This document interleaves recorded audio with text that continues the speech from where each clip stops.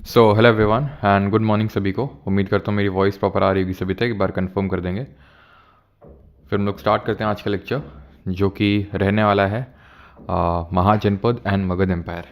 ठीक है, तो हमने देख लिया था Vedic age, that is Jainism Buddhism. उसके बाद देखा था हम लोगों ने वैदिक एज के बाद, यानी कि हम लोगों ने कहाँ तक बढ़ चुके थे हम।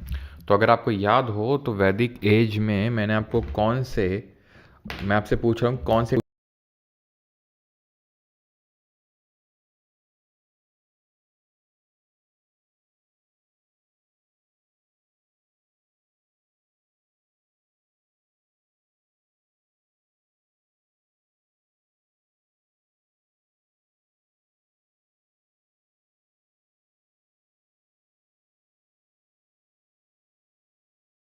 सारी चीज़ें प्रॉपर हैं कि नहीं, वॉइस वगैरह।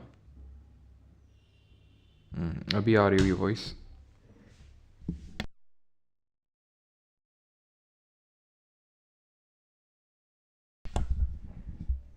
अभी कंफर्म करेंगे एक बार, अभी आ रही है वॉइस। सारी चीज़ें प्रॉपर हैं कि नहीं, वॉइस वगैरह। अभी आई थिंक सब चीज़ ठीक है। आ रही होगी वॉइस।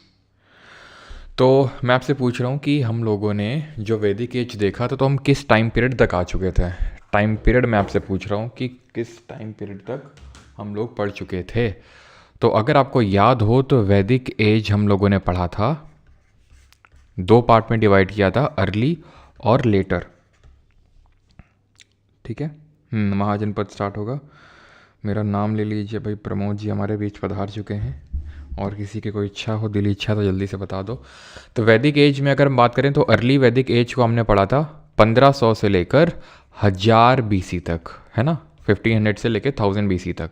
एंड लेटर और बीसी है, ये ध्यान रखना, बीसी, इसको हम बीसीई भी लिख सकते हैं, लेकिन जो सीई होता है वो अलग अलग होता है। वो CE is equals to AD.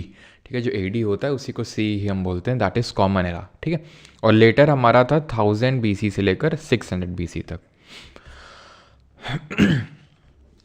अब 600 बीसी तक क्यों मानते हैं कि 600 बीसी तक था लेटर वैदिक एज? अभी थे कौन वैदिक लोग? हमने पढ़ा था कि भाई ये सेंट्रल एशियन ट्राइब थी, सदर्न पार्ट ऑफ रशिया से ये माइग्रेट, ये टर्की आए, टर्की से एक ब्रांच चली गई यूरोप की ओर, एक ब्रांच आ गई हमारे इंडियन सब कॉन्टिनेंट की ओर। ठीक, धीरे धीरे तो ये यहाँ पर इस वाला जो पंजाब हरियाणा वाला क्षेत्र है, यहाँ पर ये अपना मतलब संगठित रहे। लेकिन कब तक संगठित रहेंगे? ज़्यादा दिन तक संगठित रह नहीं पाए। और धीरे धीरे, क्योंकि हम देखेंगे कि लेटर वैदिक एज में हम देख चुके हैं कि आयरन की डिस्कवरी हो चुकी थी, लोहे की, और ये बहुत एक इम्पॉर्टेंट माइलस्टोन था, बिकॉज इससे क्या है कि फॉरेस्ट क्लियरेंस आसान हो गया। इससे क्या हो गया? फॉरेस्ट क्लियरेंस आसान हो गया, एग्रीकल्चर करना और आसान हो गया, जिसकी वजह से अब ये लोग सिर्फ यहीं तक सीमित नहीं रहे। अब ये धीरे धीरे यहाँ पर आगे की ओर, यानी कि मैं बोल सकता हूँ ईस्टर्न यूपी, बिहार, ये वाले रीजन में। अभी कहाँ पर थे? पंजाब, हरियाणा, या फिर एट मोस्ट वेस्टर्न यूपी। अब ये धीरे धीरे ईस्टर्न यूपी, बिहार, यहाँ तक पूरा फैल गया। ठीक, अब ये मोस्टली क्षत्रिय कम्युनिटी थे ज़्यादातर। ठीक है, तो इनके ट्राइब के नाम थे, जैसे कुरु हो गया, मत्स्य हो गया, पंचाल हो गया। तो ये ट्राइब के नाम पे इनका जगह का नाम पड़ गया, और उसको हम बोले जनपद। अब ये जैसे मैंने आपको बताया, उस टाइम गूगल मैप्स तो होते नहीं थे, है ना, कि ये टेरिटरी यहाँ से यहाँ तक हमारी है, तुम्हारी है। जनपद, जहाँ जन के पद पड़ गए। जन मतलब होता था, जैसे जन का मतलब है ट्राइब। राजन कौन होता था? राजन जो राजा होता था, जो उस ट्राइब का किंग है। जन है वो ट्राइब, जहाँ पर उसके पैर पड़ गए वो क्षेत्र जो है उसका है। तो जनपद बहुत सारे, धीरे धीरे ये जनपद क्या थे? तो ये काइंड ऑफ एग्रीकल्चर, हमें पता है कि अर्ली वैदिक एज में अगर हम देखें तो ये पेस्टोरल कम्युनिटी थे मोस्टली। देन धीरे धीरे एग्रीकल्चर की ओर बढ़ गए लेटर में। तो ये एग्रीकल्चरिस्ट और नोमैडिक ट्राइब थे, घुमंतू टाइप, है ना। जैसे कि एक क्वेश्चन आया था यूपीएससी में जो हम लोगों ने किया था, चालकोलिथिक एज में क्या शिफ्टिंग कल्टीवेशन था, नहीं था, इस तरह का क्वेश्चन था वो। तो आंसर वॉज कि नहीं। ठीक है, आंसर था कि नहीं था। क्यों? क्योंकि आयरन की डिस्कवरी हुई नहीं थी, और shifting cultivation is what? Slash and burn. काटना पड़ेगा, जलाना पड़ेगा, लेकिन जलाने के लिए पहले तो काटना पड़ेगा। तो कॉपर से तो काट नहीं सकते हैं, ठीक है, इतना हार्ड भी नहीं होता है वो। तो आयरन की धीरे धीरे जब डिस्कवरी होती है तो ये लोग नोमैटिक यानी कि धीरे धीरे और आगे की ओर बढ़ते हैं। तो जनपद कुछ और नहीं, एग्रीकल्चरिस्ट जो हमारी ट्राइब थी जहाँ पर गए, उस जगह का नाम उनकी ट्राइब के नाम पे पड़ गया, जिसको जनपद बोलते हैं। धीरे धीरे ये जो जनपद है ये आगे बढ़ता गया, कंसोलिडेट होता गया, ठीक है, और ये रूप ले लिया महाजनपद का। ठीक है, तो आर्यन से हमने शुरू किया था, धीरे धीरे ट्राइब्स बनी, यानी इनका एक कबीला बना। ठीक है, कबीले में इन लोगों ने एक पर्टिकुलर जगह को ऑक्यूपाई करना शुरू किया। ठीक है, जनपद बोला गया और इन्होंने इसको कंसोलिडेट किया, यानी कि उसको और क्षेत्र को बढ़ाया, संगठित कर लिया, और उसको हमने बोला महाजनपद। जैसे कि आज हम बोल सकते हैं कि जैसे यूपी है, एमपी है, बिहार है, तो ये स्टेट हैं, उस टाइप से ये टेरिटरी कंसोलिडेट हो गई महाजनपद के रूप में। और उसका एक हर एक महाजनपद का एक किंग है या फिर मल्टीपल किंग्स हैं, वो हम देखेंगे। डिफरेंट तरह का एक फॉर्म ऑफ गवर्नमेंट हमें देखने को मिला है, जिसको हम रिपब्लिकन और मोनार्कियल टाइप बोलते हैं, फिर मोनार्कियल और ओलिगार्कियल बोलते हैं उसको हम। ठीक है, तो वो महाजनपद क्या है, वो कंसोलिडेट हो चुका है अभी, और वहाँ पर एक टाइप ऑफ पॉलिटी हमें देखने को मिल रही है, सोसाइटी देखने को मिल रही है, तो वो महाजनपद है। क्लियर है? ठीक, जैसे कि आपने सुना होगा, है ना, कुरु आपने आई थिंक सुना होगा, कुरु सुना होगा आपने, कौशल सुना होगा, कौशलपुर राजा किसको बोलते हैं, भगवान राम को बोलते हैं। ठीक है, तो ये सब आपने सुने होंगे। तो एक्चुअल में वो उसी टाइम की बात हो रही है। किस टाइम की हम ये चर्चा कर रहे हैं? हम बात कर रहे हैं सर 6th सेंचुरी BC। ठीक है, बिकॉज अगर हम देखें तो 6th सेंचुरी BC का मतलब है एकदम लेटर पार्ट ऑफ लेटर वैदिक एज, एकदम लेटर पार्ट ऑफ लेटर वैदिक एज, है ना, कि लेटर वैदिक एज के एंड होते होते तक आयरन की डिस्कवरी के बाद ये लोग जो है आगे आगे धीरे धीरे माइग्रेट करते गए, और इन्होंने अपना क्या बना लिया, महाजनपद बना लिया। अब जब मैं 6th सेंचुरी BC की बात करता हूँ तो मैं किस टाइम पीरियड की बात कर रहा हूँ? मैंने सेंचुरी का मतलब बताया था 100, तो 600।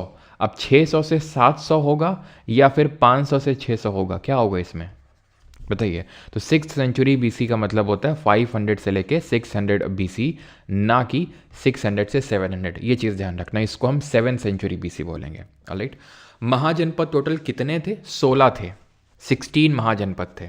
जनपद बहुत सारे थे, धीरे धीरे वो कंसोलिडेट होके महाजनपद बन गए। इसीलिए अगर आप अष्टध्यायी देखोगे जो पनीनी ने लिखी है संस्कृत लैंग्वेज में, ये संस्कृत ग्रामर की बुक है एक, ठीक है, ग्रामर की बुक है, तो उस बुक से हमें कुछ ऐसे एविडेंसेस मिलते हैं जिससे हमें महाजनपद के बारे में काफ़ी सारी चीज़ें पता चलती हैं। And let me tell you कि this is the oldest book on Sanskrit grammar.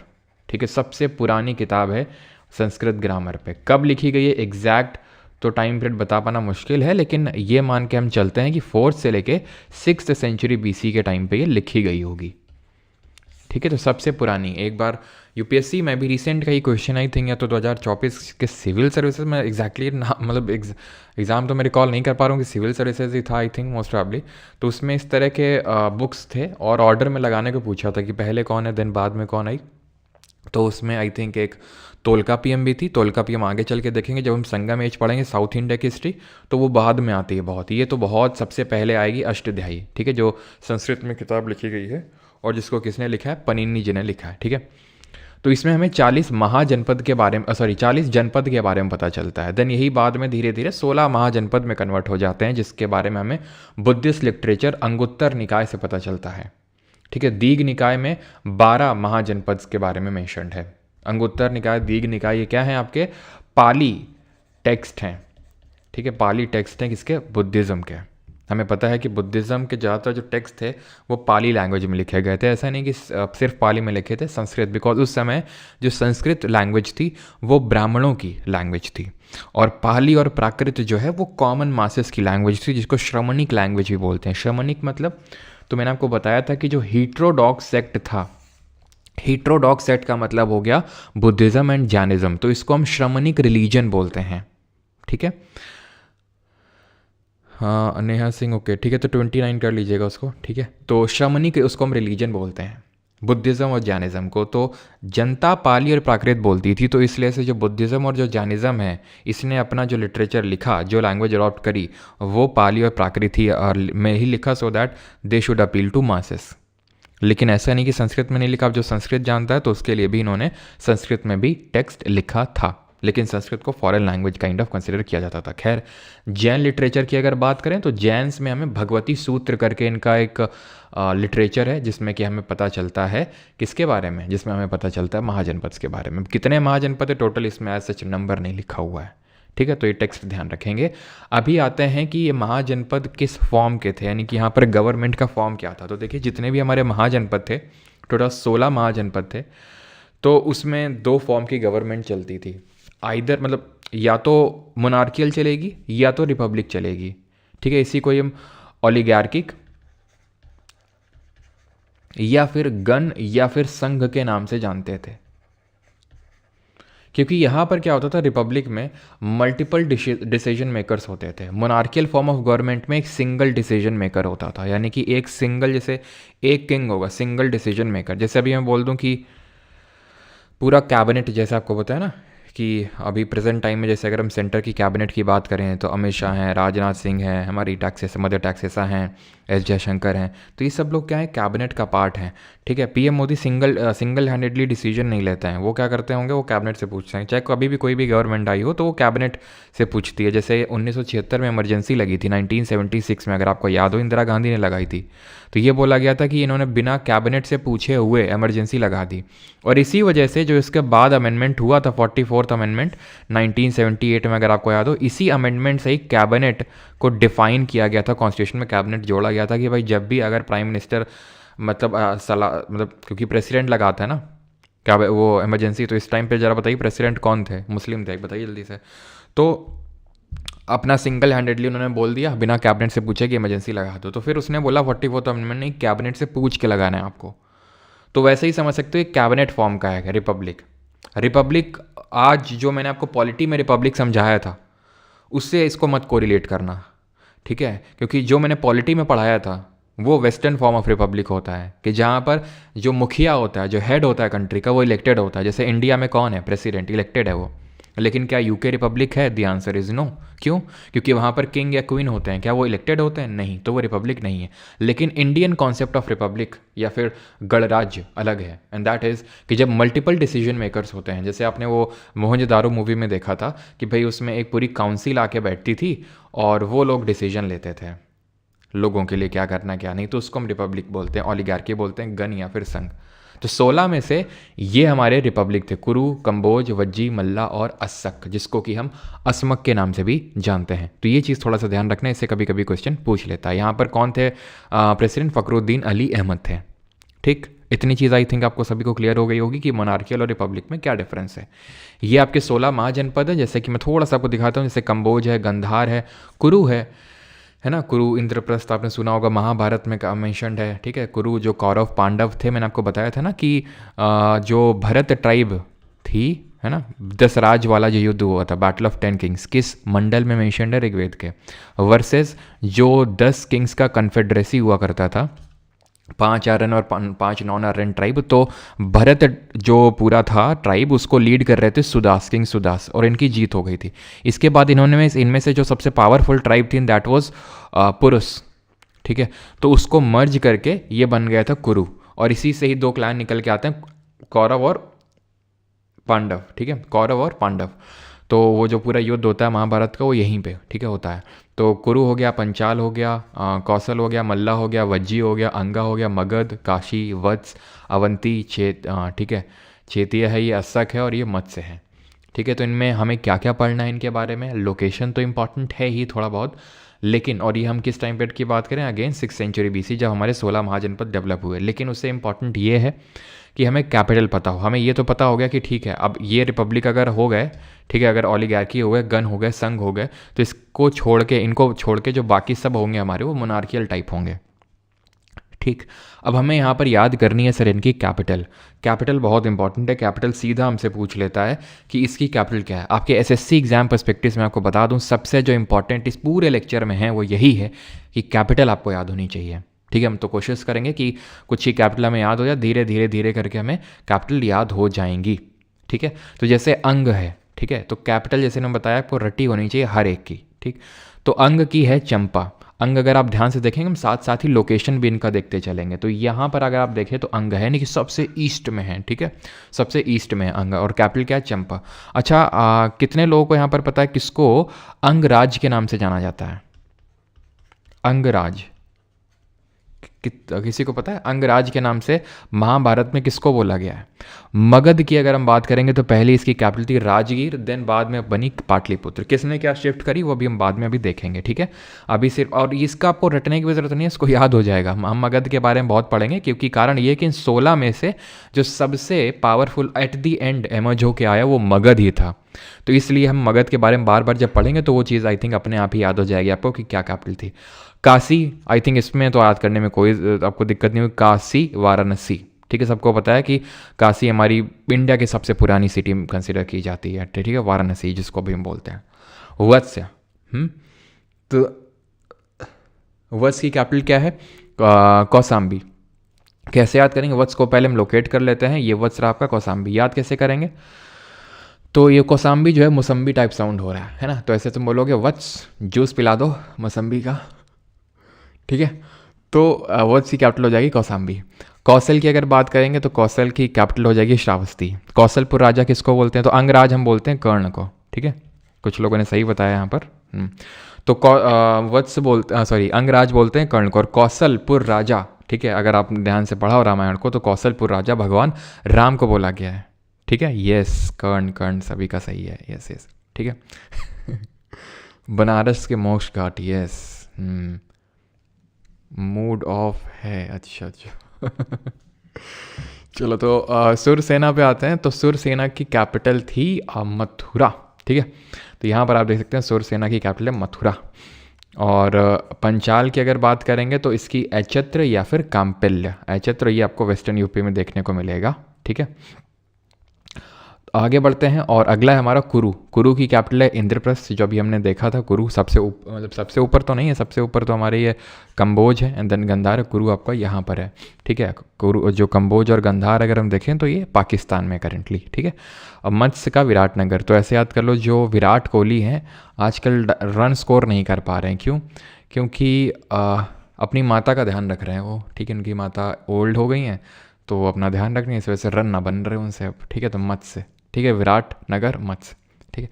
Chhedi की अगर बात करें तो बांदा इसकी कैपिटल थी। बुंदेलखंड वाला जो रीजन है वहाँ पर आपको देखने को मिलेगा छेदी। और इसको याद कैसे रखेंगे? याद ऐसे रखेंगे कि छेदी सिंह नहीं था उसमें दबंग मूवी में, आई थिंक ना, छेदी, हम तुम में इतने छेद करेंगे वो वाला। तो छेदी जो था वो बंदा अच्छा था, ऐसे याद कर लो। छेदी कौन बना था? सोनू सूद बना था। सोनू सूद बहुत डोनेशन वोनेशन के लिए जाने जाते हैं, तो सोनू सूद बंदा अच्छा है, ठीक है। ऐसे याद कर लो, छेदी सिंह बंदा अच्छा है, ठीक है। अवंती, अवंती की कैपिटल थी उज्जैन और महिष्मती, दोनों थी इस तरह से थी क्योंकि जो उज्जैन या अवंती देखें तो ये हमारी कौन सी रेंज है ज़रा बताओ, ये कौन सी माउंटेन रेंज है? जल्दी से बता दो, नहीं बहुत मारेंगे, सही बता रहे हैं। अभी जोग्राफी वोग्राफी पढ़ा के आए हैं, ठीक है। ये क्या है? ये कौन सी रिवर है? ये नर्मदा है, ठीक है। और ऊपर क्या है? विंध्या। नीचे क्या है? सतपुरा। और नीचे कौन सी रिवर है? जल्दी से बताओ। तो ये विंध्या के ऊपर वाला अवंती जो था वो विंध्या उसको डिवाइड करता था। विंध्या माउंटेन ने जिसको दो पार्ट में डिवाइड कर रखा है, आप ध्यान से देखो। तो विंध्या के ऊपर वाला जो पार्ट था उसकी कैपिटल थी उज्जैनी, और जो नीचे वाला पार्ट था उसकी कैपिटल थी जय महिष्मती, ठीक है। तो अवंती की कैपिटल उज्जैन या फिर महिष्मती। मध्य प्रदेश और मालवा जो रीजन है, यूपी और एमपी का बॉर्डर, वहाँ पता है, ठीक है। गंधार की अगर बात करेंगे तक्षशिला, तो तक्षशिला गंधार यहाँ पर आप देख सकते हैं, जो कि कहाँ पर पड़ता है? ये पड़ता है आपका पाकिस्तान में। असमक की अगर बात करेंगे तो असमक या फिर असक प्रतिष्ठान या पैठान, ठीक है, प्रतिष्ठान या Paithan, it was the southernmost mahajanapada. And यहाँ पर भी आप देख सकते हैं, ठीक है, असक या असमक। यहीं पर हम देखेंगे कि धीरे धीरे जो है हमारे जैसे कि सातवाहना डायनेस्टी आगे आएगी तो वो इन्हीं के फ्यूडेटरी, इन्हीं के सामंत ही हुआ करते थे। वज्जी की बात करेंगे तो वैशाली, वज्जी वैशाली, ठीक है, ई। और वज्जी की अगर हम बात करें तो टोटल 8 छोटे छोटे छोटे छोटे क्लैंस थे, वो मिल के बने थे वज्जी, ठीक है, पूरा जो किंगडम है। और वज्जी किंगडम में जो 8 क्लैन थे उनमें से 3 पावरफुल ये थे सबसे, जनात्रिका, विदेहा और लिच्छवी। जनात्रिका मैंने पिछले लेक्चर में हम लोगों ने देखा था, अगर आपको याद हो, फ्राइडे के दिन जनात्रिका का क्या पढ़ा था हम लोगों ने, जैनिज्म बुद्धिज्म में जनात्रिका। तो हमने पढ़ा था कि जो वर्धमान महावीर थे वो एक्चुअल में इसी पर्टिकुलर क्लैन से थे, है ना। विदेहा, जो माता सीता के फादर थे, कौन थे उनका नाम बताइए जल्दी से, वो विदेहा के ही राजा थे। और लिच्छवी, लिच्छवी इसी की कैपिटल थी वैशाली, लिच्छवी की कैपिटल थी वैशाली, जो पूरे वज्जी की कैपिटल बन गई। लिच्छवी हम पढ़ेंगे आगे चल के, जब गुप्त डायनेस्टी आएगी तो चंद्रगुप्त वन हम देखेंगे, उनकी शादी यहीं पर होती है, ठीक है। और मल्ला की अगर बात करेंगे कुशीनारा, और कुशीनारा क्यों इंपॉर्टेंट थी ये आप ध्यान से देखेंगे, यहाँ पर है आपका मल्ला। तो कमेंट करके बताइए जरा कि जो कुशीनारा है वो हमने कहाँ पढ़ा था। तो वो हमने पढ़ा था भगवान गौतम बुद्ध का महापरिनिर्वाण। डेथ नहीं हम बोलते हैं उसको, महापरिनिर्वाण बोलते हैं, ठीक है। सही है, नर्मदा तापी नीचे वाली तापी है वो आपकी। KL Rahul 0 run. Janak, yes Janak बिल्कुल सही है। आगे बढ़ते हैं, जनक जी। तो ये चीज़ आपको देखो, आई थिंक आपको देखो मगध की तो याद हो जाएगी, अगर याद नहीं हुई होगी तो, है ना। काशी तो याद होगी आपको पहले से, वत्स जूस पिला दो मौसम्बी ठीक है, ये आपको याद हो गई। और मत्स्य वाली भी याद हो गई, विराट कोहली शरण नहीं बन रहे हैं, माता का ध्यान रखना, छेदी बंदा तो अच्छा था, जय महेशमती अवंती, ठीक है। और वज्जी वैशाली, ठीक है, ये भी। और मल्ला मल गए, ऐसे याद कर लो, मतलब भगवान बुद्ध मल गए, मतलब मर गए ऐसे करके, थोड़ा सा कोई दिल पे नहीं लेगा, बस याद करने के पर्पज़ से, क्योंकि बोलना पड़ता है कि कुछ लोग दिल पे ले लेते हैं तुरंत। आप कैसे बोल सकते हैं भगवान बुद्ध को ऐसे? अरे भाई हम भी यार इज्जत कर रहे हैं, बस तुम्हें सिखाने के लिए बस बोल रहे हैं ताकि याद रहे, ठीक है। बाकी हमें तो याद है, तुमको याद करवाने के लिए हम आपको ये बता रहे हैं सारी सारी ट्रिक्स। अब कुछ लोग हो सकता है इसी बात पे ऑफेंड हो जाए, ये आप कैसे बोल दी जूस पिला दूँ मौसम्बी, हमें तो अनार का अच्छा लगता है ठीक है, तो ये आपको याद हो गए होंगे। अब इनमें से, ठीक है, ये तो आसानी से जो मुझे पता है कि आपको याद हो गए होंगे अच्छे से, मगध का नहीं याद हुआ तो हो जाएगा, ठीक। अब इनमें से तुम्हें भी तो कुछ याद हो गए होंगे, 12 13 14 और ये जो 5 6 7 8 हैं, ठीक है। इनमें से इक्का दुक्का तो होगा जो तुम्हें याद हो गया, ये तो मैं पक्का श्योर हूँ, ये वाले जो सर्कल कर रखे हैं। अब जो बच गए उनको थोड़ा वो ठीक है, अपने हिसाब से सर्कल करके मार्क करके उन पे ही फोकस करना, ठीक है। आगे बढ़ते हैं, अब आते हैं कि reasons for the rise of Magadh. तो आप अब ये समझ गए हो कि अभी भी मैंने अभी थोड़ी देर पहले बताया भी था आपको कि इन 16 महाजनपद में सबसे पावरफुल एमर्ज होके जो आया था वो मगध था। अब कैसे ये पावरफुल हो एमर्ज होके आया? बिकॉज इसने धीरे धीरे धीरे धीरे सारों को, यानी सारे महाजनपद को अपने अंदर समा लिया। जैसे हमारा जीके बैच 3.0 है, कोई भी नया बैच आता है, जैसे कंप्यूटर हो गया, इंग्लिश हो गया, वो सब को अपने अंदर समा लेता है, काइंड ऑफ ब्लैक होल, है ना। तो रीजंस क्या थे कि मगध जो है इतना धीरे धीरे पावरफुल बनता गया? एक तो एडवांटेजेस पोजीशन थी, इसकी जो कैपिटल है पहले राजगिरी हुआ करती थी, it was surrounded by 5 hills, 5 हिल से ये सराउंडेड थी, तो इस पर अटैक करना वॉज वेरी डिफिकल्ट। जैसे अगर मान लो आज किसी कंट्री को, ठीक है, मान लो किसी कंट्री को, जैसे पाकिस्तान है, चाइना है, ठीक है, इनको क्या है कि इंडिया पे कब्जा करना है, इंडिया पर अटैक करना है, तो सबसे पहले इनका टारगेट क्या होता है? दिल्ली। इसी वजह से दिल्ली पे टेररिस्ट हमले भी ज़्यादा होते हैं, है ना। दिल्ली में पार्लियामेंट अटैक हो तो कितने सारे दिल्ली में हमें इंसिडेंसेस देखने को मिलते हैं। और कोई अगर अटैक करेगा भी, मान लो इन फ्यूचर वॉर होता है, तो वो दिल्ली पर टारगेट करेगा। क्यों? क्योंकि दिल्ली इज़ आर कैपिटल। अगर हम दिल्ली हमारा वो ले लेता है कब्जे में, तो ये काइंड ऑफ माना जाता है कि वो भाई उस पर्टिकुलर कंट्री पर कब्जा कर लिया उसने, है ना। सिंपल सी बात है कि नहीं। तो जो भी आपकी कैपिटल है वो बहुत ही इंपॉर्टेंट होनी चाहिए, ठीक है, एकदम बीच में होनी चाहिए, काइंड ऑफ कि उसको जल्दी से एक्वायर ना किया जा सके। तो राजगिरी वो 5 हिल से सराउंडेड थी। एंड देन बाद में जो कैपिटल बनती है दैट वाज पाटलिपुत्र। और पाटलिपुत्र जो है गंगा और सोन के कॉन्फ्लुएंस में थी, ठीक है, ऊपर गंगा और नीचे सोन। तो यहाँ पर आपको दिखेगा, तो ये आपका जो पाटलिपुत्र बाद में बना, और ये हम अभी देखेंगे भी कि जो मगध एम्पायर है, मगध किंगडम है, ये गंगा रिवर के साउथ में था। ये क्वेश्चन भी पूछा जा चुका है directly, south of which river? तो साउथ ऑफ गंगा रिवर, ठीक। हम ज्योग्राफी में पढ़ चुके हैं कि सोन नीचे से आती है ऊपर की ओर, जो गंगा को ज्वाइन करती है नियर पटना, ठीक है। तो ये क्या है कि गंगा और सोन जो है, इससे इनको थोड़ा ट्रांसपोर्ट में भी हेल्प मिल जाती थी, और इस पर अटैक करना पाटलिपुत्र पर डिफ़िकल्ट होता था। बाकी अगर जो इनके उस टाइम के कंटेम्प्रेरीज थे, जो इनके कॉम्पिटिटर्स थे। Availability of large number of elephant, वहाँ पर एलिफेंट बहुत ज़्यादा अवेलेबल थे, बिकॉज मार्शी द्वाब रीजन था ये, ठीक है। ग्रेट लीडर्स भी रहे इसमें, नो डाउट, चंद्रगुप्त मौर्य, अशोक, बिंबिसार जैसे ग्रेट लीडर्स भी रहे, अभी उनके बारे में हम देखते हैं यहाँ पर, ठीक है। और यहाँ पर अगर आप ध्यान से लोकेशन इसका देखेंगे तो मगध का ये झारखंड वाला रीजन है, और यहाँ पर it is famous for the iron ore की माइंस। आयरन ओर की माइंस के लिए फेमस है, तो यहाँ से आयरन काफ़ी अच्छा मिल जाता था। तो आयरन से क्या हो जाता था? अगर आयरन मिल जाता तो उससे क्या हो जाता था, तो आयरन मिल जाता था तो ये लोग बहुत अच्छे अच्छे वेपन्स बना लेते थे मेड ऑफ आयरन। तो इसलिए ये इनके पास एडवांटेजेस पोजीशन थी। क्लियर है? ठीक। ये आप बोर्ड का एग्जाम नहीं देने जा रहे हैं कि आपसे पूछेगा कि बताओ भाई कि राइज ऑफ मगध के क्या 5 इंपॉर्टेंट कारण थे, लेकिन हाँ ये हमें पता होना चाहिए इन जनरल। ठीक है, तो अब आते हैं यहाँ से कि किन किन डायनेस्टीज़ का मगध में रूल रहा।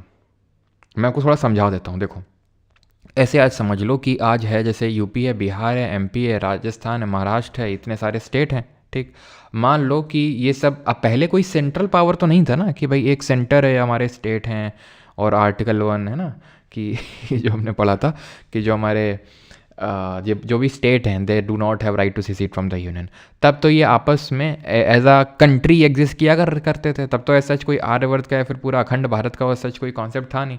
तब तो as a separate kingdom exist करते थे। तो इस किंगडम ने क्या किया, धीरे धीरे सारे किंगडम को हड़प लिया। हड़प इन द सेंस कि भाई मैट्रिमोनियल अलायंस बना लिए, है ना, जो अगर जिसके सामने सिर झुकाना सिर झुकाया, जिसको लात मारनी लात मारी, यानी कि या तो वॉर करके उसको किंगडम को एक्वायर किया या फिर मैट्रिमोनियल अलायंस करके उसको अपने अंदर किया मगध ने। ठीक है, तो मगध में ये सारा कुछ हुआ तो मगध पावरफुल हो गया। अब हम ये पढ़ने जा रहे हैं कि मगध में किस किस डायनेस्टी का रूल रहा। जैसे कि यूपी है तो यूपी एक स्टेट है। ठीक, अब इसमें सपा भी आई, बसपा भी आई, इसमें भाजपा भी आई। ठीक है, तो ये क्या है, ये पार्टी हैं। ऐसे ही समझ लो कि मगध है और मगध में अब ये डिफरेंट हम डायनेस्टी पढ़ रहे हैं, काइंड ऑफ पार्टी पढ़ रहे हैं अब यहाँ पे। तो पहली जो डायनेस्टी आई वो थी हर्यनका डायनेस्टी और इसके फाउंडर थे बिंबिसार। तो बिंबिसार को मैं ना सिर्फ हर्यनका डायनेस्टी का फाउंडर बोल सकता हूँ बल्कि पूरे मगध एम्पायर का भी फाउंडर बोल सकता हूँ। 545 बीसी से लेकर 492 बीसी तक इन्होंने रूल किया। अंगा का कॉन्केस्ट किया इन्होंने, एक पर्टिकुलर इन्होंने जो महाजनपद था उसको वॉर करके अपने मगध में मिलाया और उसका नाम था अंगा, जो उनके जस्ट बगल में था। इसको कहा आ जाओ बेटा इधर आ जाओ, और इसकी कैपिटल क्या थी, अंगा की चंपा थी। डिप्लोमेटिकली इन्होंने भी कंसोलिडेट किया अपने टेरिटरी को, जैसे कि इन्होंने 3 शादियां करी। ठीक है, एक तो जो कौशल के राजा थे प्रसन्नजीत की उस समय सिस्टर थी, प्रसन्नजीत कौशल के राजा थे तो उनकी सिस्टर से मैरिज करी। चिल्लाना जो लिच्छवी प्रिंस थी, अगर आपको याद हो जो वज्जी किंगडम मैंने बताया था उसमें उसका पार्ट था लिच्छवी, तो वहाँ पे शादी करी इन्होंने। और एक मद्रा क्लैन था छोटा सा पंजाब के क्षेत्र में, वहाँ पे शादी करी। ठीक है, और साथ ही साथ इन्होंने उज्जैन, जिसकी हमने देखा था कैपिटल क्या थी, ऊपर वाले की थी अवंती और नीचे महिष्मती। तो इसमें क्या था, उस समय इनके बड़े राइवल, सबसे बड़े राइवल इनके मगध वालों के यही थे, उज्जैन वाले ही। तो उस टाइम पे जो इनके राजा थे उनका नाम था क्या नाम था यार उनका, एक सेकंड रुको, सेनिया तो ध्यान रखना टाइटल इनका था, एकदम से नाम चला जाता है दिमाग से, एक सेकंड रुको, प्रद्योत। ठीक है, प्रद्योत। तो जो प्रद्योत थे उनको जॉन्डिस हो गया था। ठीक है, अब उनको जॉन्डिस जब हो गया तो उनके कोर्ट में कोई ऐसा सच नहीं था जो उस जॉन्डिस को ट्रीट कर सके। तो इसलिए जीवक नाम के एक फिजिशियन को भेजा था बिंबिसार ने, जो उनके कोर्ट में था जीवक, कि जाओ जीवक इनका थोड़ा सा जॉन्डिस ठीक करके आओ, और ज़रा कमेंट में आप बताएंगे कि कौन से ऑर्गन को हमारा जो जॉन्डिस है वो अफेक्ट करता है, जिसको हम येलो फीवर के नाम से भी जानते हैं। ठीक है, अमनीशिया सर को, अमनीशिया नहीं बेटा, ठीक है चलो खैर, तो जीवक को किसने भेजा था, इन्होंने। ठीक है, और जॉन्डिस किसको अफेक्ट करता है, हमारे लिवर को अफेक्ट करता है। ठीक है, तो प्रद्योत जैसे हमने बताया, प्रद्योत राजा थे उज्जैन के, जिनको कि जॉन्डिस हो गया था और वो जॉन्डिस ठीक करने के लिए भेजा गया था किसको, जीवक को, बाई बिंबिसार। ये चीज़ ध्यान रहेगा। अब ये बहुत ज़रूरी मुझे बताना हो जाता है, दैट इज़ कि जो बिंबिसार हैं और बिंदुसार हैं दोनों अलग अलग कैरेक्टर्स हैं, दोनों को सेम मत कंसिडर करिएगा। ठीक है, अब आते हैं अजात शत्रु पे। अजात शत्रु कौन था, बिंबिसार का बेटा था, और बिंबिसार की तो 3 वाइफ्स थी। तो चेल्लाना जो लिच्छवी प्रिंसेस थी उनका मतलब ये वो उनकी मदर थी अजात शत्रु की। ही कॉन्कर्ड लिच्छवी, जो इनका अपना ममाना था। ठीक है, मामा का घर, उसी को पहले तो कॉन्कर किया इन्होंने। कौशल को डिफीट किया। ठीक है, कौशल इनकी कौन स्टेप मदर होंगी, क्या बोलेंगे उसको। ठीक है, तो जो भी हो इनकी, तो married the Kings daughter and he patronise the first Buddhist council. याद आ रहा है आपको, 483 बीसी में हुई थी 483 BC में। और कहाँ पर हुई थी जरा कमेंट करके जल्दी से बताएंगे। Where was the first Buddhist council held and he killed his father Bimbisara. शत्रु थे एकदम, ठीक है, अपने ही फादर को मार डाला। ऐसा नहीं कि वैसे चाकों को भोग के मतलब खाना ना नहीं दिया, सल्ले खाना करवा दिया ज़बरदस्ती। ठीक है, he conquered Vaishali using war engine. War engine क्या होते हैं, इस तरह के, मतलब इतने बड़े बड़े नहीं होते होंगे उस टाइम पे, ठीक है, ये तो मेडिवल पीरियड के हैं, लेकिन हाँ ये यही होता है आपका वॉर इंजन, यहाँ पर रखा जाता है। अपने वो एक मूवी है कौन सी, अलाउद्दीन खिलजी वाली, नहीं वो मूवी जो, ठीक है, दीपिका पादुकोण रहती है उसमें, पद्मावत, तो उसमें दिखाया भी गया इसको। तो इस तरह से ऐसे फेंक के मारा जाता है उसमें, ठीक है, तो दीवारें वाले टूट जाती हैं पूरी। तो इनका भी वॉर इंजन या फिर कैटापल्ट का यूज़ किया था अजातशत्रु ने, क्योंकि आसान था, क्योंकि उसके पास, क्योंकि जैसे हमने भी देखा मगध के पास आयरन ओर था, तो इसलिए वो ये कैटापल्ट बना सकता था। क्लियर है। और मैंने पूछा था कि ये कहाँ पर हुई थी, तो राजगिरी में हुई थी, है ना, Rajgiri, then Vaishali, then Pataliputra, then last वाली हुई थी कुंडलवन कश्मीर में, है ना। उडाइन पे आते हैं, तो उडाइन कौन थे, तो उडाइन थे इनके बेटे अजातशत्रु के। इन्होंने क्या किया था, कैपिटल शिफ्ट करी थी, राजधानी शिफ्ट करी थी फ्रॉम राजगिरी टू पाटलिपुत्र। इसके बाद आती है शिशुनागा डायनेस्टी, ठीक है। ये माना जाता है कि हरनका डायनेस्टी के बाद एक रूलर थे इन्हीं के पर्टिकुलर, जो इनका किंगडम था मगध में, इसी में ही इनकी डायनेस्टी में मिलिट्री कमांडर थे शिशुनागा। इन्होंने ही ओवरथ्रो कर दिया था और इन्होंने ही शिशुनागा डायनेस्टी यहाँ पर बनाई थी, शिशुनागा ने ही, ठीक है, ये चीज़ आपको ध्यान रखनी है। ही defeated Avanti and merged with Magadh, ठीक है, अवंती को इन्होंने डिफीट करके इसको मर्ज कर दिया मगध में, ठीक है। एंड कालाशोक, ठीक है, इनके बाद आते हैं शिशुनाग के बेटे थे कालाशोक, जिन्होंने हमने पता है सेकेंड बुद्धिस्ट काउंसिल को जो है पैटर्नाइज किया था, ठीक है, सेकेंड बुद्धिस्ट काउंसिल को। और ये कब हुई थी जरा कमेंट बताएंगे। 483 BC वाली हुई थी पहले वाली, और ये 350 BC में, ठीक है, 350 BC में, ठीक है। तो ये सेकेंड बुद्धिस्ट काउंसिल कब हुई थी, ये आपकी 350 BC में, यानी रफली 100 साल बाद हुई थी, है ना। तो ये ध्यान रखना है कि राजगिरी से पाटलिपुत्र क्या है, मॉडर्न डे जो पटना है आपका, ठीक है, जो आज का पटना है वही उस समय पाटलिपुत्र हुआ करता था। उसको पहले पाटलिपुत्र बोलते थे, जहाँ पर अभी नई नालंदा यूनिवर्सिटी भी बनाई गई है इसी के पास में ही। तो अवंती को इन्होंने डिफीट किया था। तो जो अवंती के राजा थे, अभी हमने देखा था, जिनको जीवक भेजा गया था भाई बिम्बिसार, अब इन्होंने तो, बिम्बिसार ने अंगा को कैप्चर किया था, लेकिन अवंती को कैप्चर करने का काम किया था शिशुनाग ने। इनके जो बाद रूलर है कालाशोक, उन्होंने सेकेंड बुद्धिस्ट काउंसिल को पैटर्नाइज किया था 350 BC में। इसके बाद जो डायनेस्टी आती है वो नंदा डायनेस्टी आती है, नंद डायनेस्टी। अब नंदा डायनेस्टी में हमें सिर्फ 2 रूलर्स पढ़ने होते हैं, एक तो इसका जो फाउंडर है और इसका जो आखिरी रूलर है। नंद डायनेस्टी का जो पहला रूलर था दैट वाज महापद्मानंदा, जिन्होंने एक रथ का टाइटल भी लिया था, ठीक है। और अपरूटर ऑफ, इसका मतलब अपरूटर ऑफ क्षत्रिय भी होता है, इसका मतलब एम्पायर बिल्डर और अपरूटर ऑफ क्षत्रिय। अपरूटर ऑफ क्षत्रिय का मतलब है कि क्षत्रिय से बहुत ज़्यादा चिढ़ते होंगे, यानी कि ये ब्राह्मणिकल माना जाता है कि ब्राह्मणिकल डायनेस्टी थी। तो महापद्मानंदा फाउंडर थे नंदा डायनेस्टी के। देन बीच में कितने रूलर आए हमें उनसे कोई मतलब नहीं, कभी नहीं पूछेगा आपसे, नेवर, ठीक है। महापद्मानंदा के बाद धनानंदा आखिरी रूलर था इस डायनेस्टी का, नंदा डायनेस्टी का। अलेक्जेंडर द ग्रेट ने, इसके रिगार्डिंग हमें क्या क्या पढ़ना है, तो ये पहली बात पढ़नी है कि अलेक्जेंडर द ग्रेट ने इसी के टाइम पर ही इन्वेजन किया था, भारत में आक्रमण किया था, लेकिन इस पर आक्रमण नहीं किया था। आप खुद ही सोचिए, मगध कहीं यहाँ पर लोकेटेड है, ठीक है, और अलेक्जेंडर कौन था, वो ग्रीक था। ग्रीक है तो मतलब यहाँ से कहीं आ रहा होगा, यहाँ से। तो सबसे पहले उसने यहाँ पर पोरस के साथ युद्ध लड़ा। किसके साथ युद्ध लड़ा, पोरस, और उसको हरा दिया। और ये था बैटल ऑफ हिडास्पिस, ठीक है, बैटल ऑफ हिडाप्सिस, जो कि झेलम नदी के किनारे लड़ा गया था। जो हिडाप्सिस क्या है, एक्चुअल में झेलम को ही ग्रीक लैंग्वेज में हिडास्पिस या फिर हिडाप्सिस के नाम से जानते हैं। क्लियर है। अभी एक कंपनी है, चलो बाद में बताते हैं, लेकिन पहले तो ये चीज़ ध्यान रखना कि अलेक्जेंडर और पोरस के बीच में युद्ध होता है झेलम नदी के किनारे। झेलम को वेदों में किस नाम से लिखा गया है, वेदास में।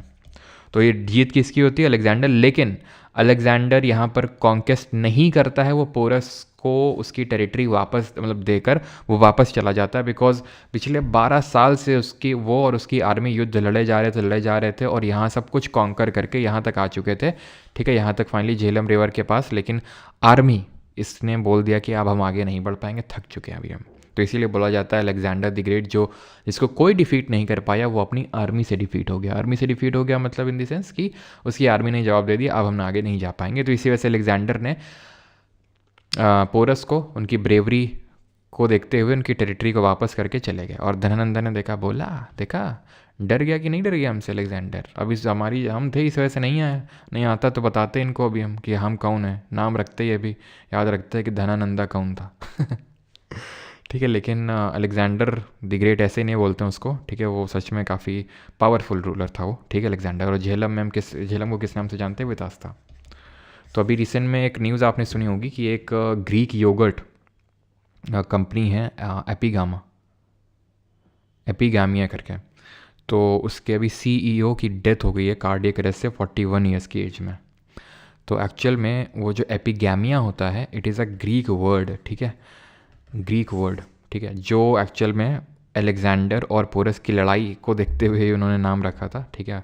उनका मैं पुराना इंटरव्यू देख रहा था तो उसमें मतलब बताया उन्होंने कि Epigamia is a Greek word, जिसमें मतलब होता है जब मैरिज अलायंस फॉर्ज किए जाते हैं, बनाए जाते हैं ग्रीक्स के साथ, तो उसको एपिगैमिया बोला जाता है, ठीक है। सुना सुना लग रहा है बेटा, ओए अभी तुमको बहुत मौसमी का नहीं, हम किसी और चीज़ का जूस पिला देंगे फिर, ठीक है ना, इस शांति से। अब किसी को कुछ डाउट हो तो आप पूछ सकते हैं, बिकॉज अब हम यहाँ पर अपने एंड में आ चुके हैं, बस 4-5 मिनट का लेक्चर और है, उसके बाद हम क्वेश्चन करेंगे, ठीक है। और एक चीज़ हाँ, कि नंद डायनेस्टी के बाद आती है मौर्य डायनेस्टी, जो कि अभी हम नहीं पढ़ रहे हैं, वो हम कल के लेक्चर में पढ़ेंगे। क्यों? क्योंकि मौर्य डायनेस्टी जैसे हमने किसी क्या महाजनपद के बारे में डिटेल में पढ़ा नहीं पढ़ा, हमने सिर्फ मगध के बारे में पढ़ा, ऐसे ही मगध डायनेस्टी, मगध एम्पायर में भी हमने ज़्यादा कुछ बाकी डायनेस्टीज़ के बारे में नहीं पढ़ा। हम पढ़ेंगे मौर्य डायनेस्टी के बारे में ज़्यादातर। क्यों? क्योंकि इसके रूलर्स जो हैं दो, खासकर चंद्रगुप्त मौर्य, ठीक है, और जो हमारे अशोक हैं, अशोक द ग्रेट, ठीक है, तो उनके बारे में हमें पढ़ना है।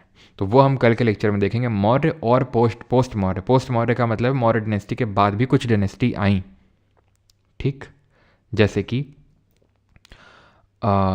हम शुंग डायनेस्टी आई, ये शशुनागा डायनेस्टी, वो शुंग डायनेस्टी अलग है, ठीक है, पुष्यमित्र शुंग के बाद कन्वा आए, तो वो डायनेस्टी उनको हम पोस्ट मौर्य डायनेस्टी के नाम से जानते हैं, तो उनके बारे में हम कल पढ़ेंगे, आज नहीं। अब हम यहाँ पर देखते हैं कि यहाँ पर सोसाइटी किस फॉर्म में एग्जिस्ट करती थी, ठीक है। तो पॉटरी यहाँ पर होती थी, पॉटरी याद करो, ठीक है। तो पॉटरी हमें किसके बारे में बताती है? पॉटरी हमें सोसाइटी के बारे में बताती है, सोसाइटी लेवल में लोग कैसे रह रहे थे। तो पॉटरी हमारी कैसे शुरू हुई थी? तो पॉटरी हमारी शुरू हुई थी कहाँ से? ये शुरू हुई थी नियोलिथिक पीरियड से, ठीक है, नियोलिथिक पीरियड से। नियोलिथिक में कैसी थी? कॉर्ड इम्प्रेस्ड पॉटरी थी। कॉर्ड इम्प्रेस मतलब ऐसे लाइन लाइन टाइप बनी हुई थी।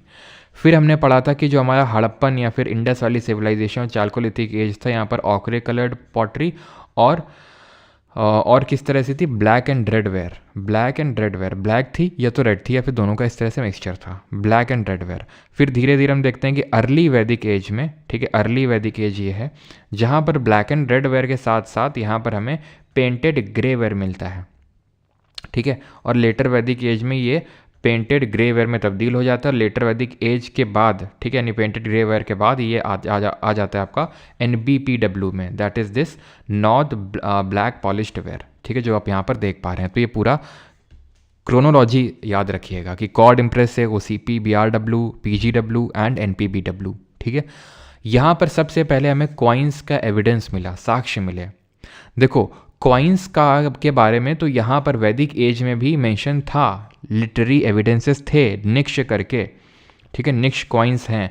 लेकिन जैसे कि मैंने आपको बताया था, सिर्फ हम लिटरेरी एविडेंस के बेसिस पे किसी चीज़ को सत्य नहीं मान सकते हैं, ठीक है। हम सिर्फ लिटरेरी एविडेंस के बेसिस पे नहीं मान सकते हैं कि भाई कॉइन्स एग्जिस्ट करते थे उस टाइम पे, भले निक्ष लिखा, जब तक हमें आर्कियोलॉजिकल एविडेंस ना मिले, जबकि हमें खुदाई में कुछ ना मिले। तो खुदाई में यहाँ पर मिले कुछ इस तरह के कॉइन्स, यहाँ पर आप देख पा रहे होंगे ऐसे स्क्वायर टाइप शेप के, ऐसा कुछ ठप्पा टाइप लगा, ऐसा लग रहा था कि इनमें कुछ ठप्पा लगाया गया है। तो ठप्पा लगाया गया है तो मतलब कुछ पंच मारा गया है, और ये सिल्वर कॉइन्स थे, तो पंच मार्क्ड सिल्वर कॉइन इनको बोलते हैं। ये लोग इसको जानते थे कर्षपना के नाम से। निक्ष के नाम से तो हमें वेदास में मिलता है एविडेंस, लेकिन आर्कियोलॉजिकल एविडेंस नहीं मिलते हैं। और यहाँ पर हमें, ठीक है, जो हमारे डिफरेंट टेक्स्ट हैं, जैसे भी मैंने बताया अष्टधाई पन्नी जो अभी हमने देखा, या फिर बुद्धिस्ट और जैन टेक्स्ट हैं, तो वहाँ पर हमें पता चलता है कर्षपना कॉइन्स को बोलते थे, ठीक है। ये ट्रेड को फैसिलिटेट करते थे, तो यहाँ से ट्रेडिंग कम्युनिटी ग्रो हुई, वैश्य ग्रो हुए, वैश्य जो हमारे वर्ण था वो ग्रो हुआ, और इसी वजह से ही जैनिज़्म बुद्धिज़्म इतने पॉपुलर हुए। ये मैंने आपको पिछले लेक्चर में बताया था, ठीक है। क्योंकि ये हम किस टाइम पीरियड की बात करें, 6th century BC, 5th century BC, और इसी टाइम पे तो ही जैनिज़्म बुद्धिज़्म का जन्म हुआ था। तो जैनिज़्म बुद्धिज़्म यही टाइम है, महाजनपदास का टाइम ही है वो, ठीक है। तो इस टाइम पे क्योंकि कॉइन्स आ गए, ट्रेड बढ़ा, तो वैश्यों की थोड़ी सी जो हमारी ट्रेडर कम्युनिटी उनकी थोड़ी महत्वता बढ़ेगी, तो वो चाहेंगे कि भाई नॉन वायलेंस रहे सोसाइटी में और ट्रेड फ्लरिश करे, है ना। आर्टिशंस और मर्चेंट को बोला जाता था गिल्ड या फिर श्रेणी। बहुत सारे जो हमारे मर्चेंट होते थे, ट्रेडर होते थे, तो वो खुद को ऑर्गेनाइज कर लेते थे और अपनी एक कम्युनिटी बना लेते थे। तो ये होता था एक कम्युनिटी ऑफ ट्रेडर्स, ठीक है। कम्युनिटी ऑफ ट्रेडर हर चीज़ के, जैसे फॉर एग्जांपल आयरन के ट्रेडर हो गए, वुड के ट्रेडर हो गए, है ना, वुड की श्रेणी हो गई, आयरन की श्रेणी हो गई, या फिर किसी चीज़ खाने पीने की चीज़ की हो गई। तो ये श्रेणी अलग अलग हर चीज़ की हुआ करती थी। क्राफ्ट हेरिडिटरी नेचर का होता था अभी, ठीक है। यानी कि जैसे आप हो, ठीक है, तो आप मान लो बढ़ई हो, तो आपका बेटा आपसे बढ़ई सीख लेगा कि किस तरह से लकड़ी में काम किया था, वो भी बढ़ई बन जाएगा। तो इस तरह से जनरेशन ऑन जनरेशन इस तरह से पास ऑन होता था।